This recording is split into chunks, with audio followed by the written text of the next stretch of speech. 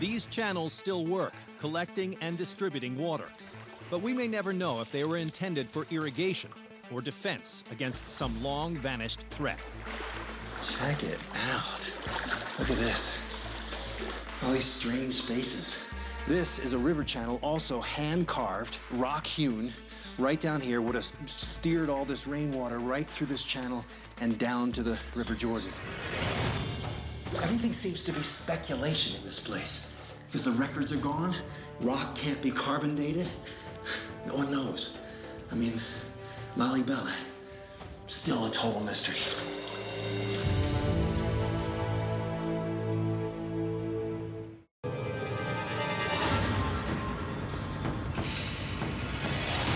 In the time of Jesus Christ, while the Roman Empire was spreading across the world, there was another mighty empire on the rise, the Axumites of Ethiopia.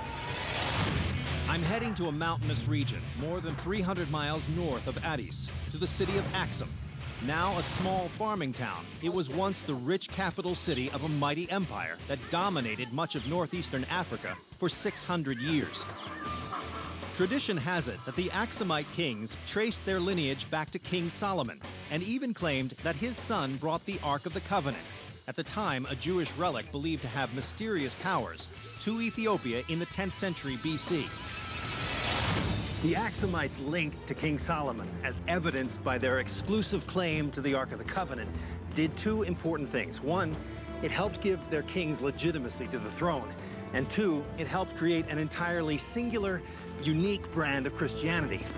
Now, some of the only clues left of this one-time world power are located right across the street in a field of obelisks and inside the mysterious tombs of a lost empire. I'm meeting with a guy named Burhan Burhana. He's one of the best experts in this area on the relatively unknown history of the Axumite Empire. Burhan? Hi, Dan. Nice to meet you. You too. So this was the center of the Axumite Empire? Yes.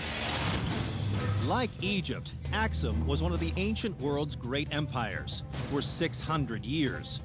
From the 1st century AD to the 7th century AD, they mastered major trade routes between India and the Mediterranean and across the Red Sea, exporting luxury goods like ivory, spices, and gold.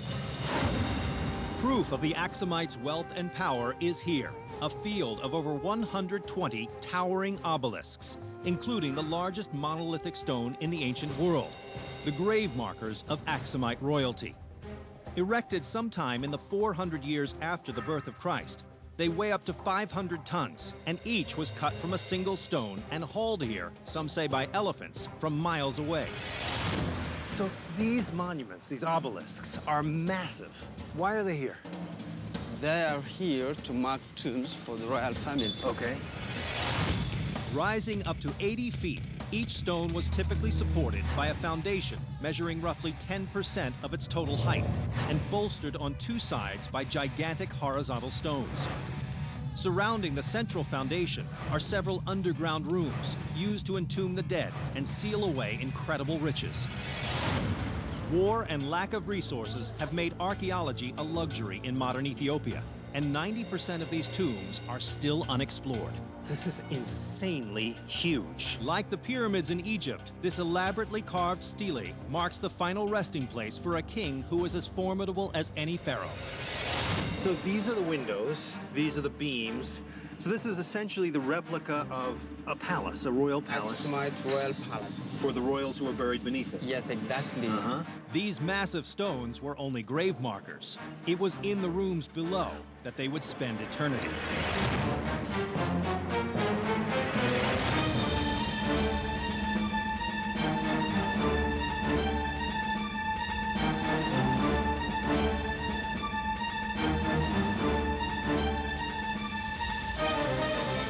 Beautiful. Now these are the chambers here. The chambers here. There's 10 of these. Yeah. And each one of these chambers would be a burial place. A burial and a treasury as well. Oh, okay. Because even before the death of the king, they were used as a store where they keep the treasures. And after the death of the king, the treasures were used for the life after death. So this is like in Egypt. They would build these tombs before the king actually died. Yes, exactly. Okay. If you're upstairs looking around at this field, you see stelae, all these obelisks everywhere in this huge field. Each one of them is the marker for a grave beneath. Only 5% of them have been excavated. Now, they have fully excavated some of these places, but you know who got here first were grave robbers. Many burial chambers had treasure rooms beside them. The grave robbers would make their way into the tomb, then cut a hole through the wall to get to the valuable ivory and gold next door. Imagine what you see is now an empty room filled with ivory tusks, gold, silver, everything that this king would represent himself with in the afterlife. This is how prosperous the Axumites were. These burial rites ended in the 4th century AD when the Axumite kings adopted Christianity, and a Jewish relic they had possessed for centuries became their greatest treasure, the Ark of the Covenant.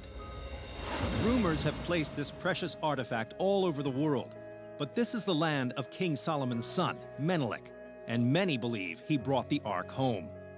Legend says it's still here today, in this small church just across the road from the pagan tombs. Living inside that church is the guardian, a monk whose entire life is dedicated to the protection of the Ark and praying by its side. Ethiopians have been assigning monks this duty for almost 3,000 years. Indeed, in 3 millennia, no one has been allowed to see the Ark except the guardians. Not kings, not popes, not even heads of state. No one has been allowed inside. By the 6th century AD, 1,400 years after the Ark may have first arrived here, the Western world was in chaos. The Roman Empire had fallen, and Europe was mired in the horror of the Dark Ages. But the Axumite Empire was at its peak, and just a mile from the pagan obelisks, their Christian king Caleb built a magnificent final resting place, a tomb that may have lured the relic-hunting Knights Templar, searching for the Axumites' greatest treasure. I can already feel this is a much grander, deeper tomb than the others. This is the last, maybe, the last Axumite king's tomb. Really? We have, which belongs to the son of King Caleb. This is the room for the grave with 3 sarcophagus. Right. Ready for him and for his wife and for his son or daughter.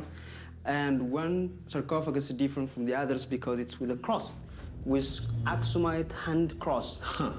Carved in the end there. We do have one Axumite cross right here. It does look like a Templar cross. Exactly. But Templars were 11th century, but this is even the Axumite used in the coin in the 4th century AD. That's why we call it Axumite one. This cross, almost identical to the Crusader symbol, predates it by 7 centuries. It could be a coincidence, or it could prove Europeans were here looking for the Ark. Many claim the Knights Templar dug for it under the Temple Mount in Jerusalem and searched the ancient Jordanian city of Petra. They may have come to Axum as well. So why did the Templars come here? They know that through the legend, the Ark of the Covenant was transported to Ethiopia. So they came here to search for the Holy Grail and for the Ark of the Covenant. So they adopted some elements like a cross like this, which they call it the Knight Templars or the Crusaders cross later on. Fascinating. That's where this is from. Cool. Did the predecessors of the Knights Templar come here searching for the Ark? And did they find it? Or is the greatest treasure in Christianity still locked away in a small church in a dusty town? The answers may be lost in time, like the once great but now forgotten Empire of Axum. Everything in this tomb speaks to the height of the Axumite Empire. It doesn't get any better than this. In fact, this king sees the Axumite Empire at its height. After this, certain factors contribute to the downfall. 1, the Muslim armies end up cutting off the trade routes, the sea trade routes that the Axumites have used for their great prosperity. It becomes a landlocked state. So all of these factors contribute to the decline of the great Axumite Empire. And what follows are the Dark Ages.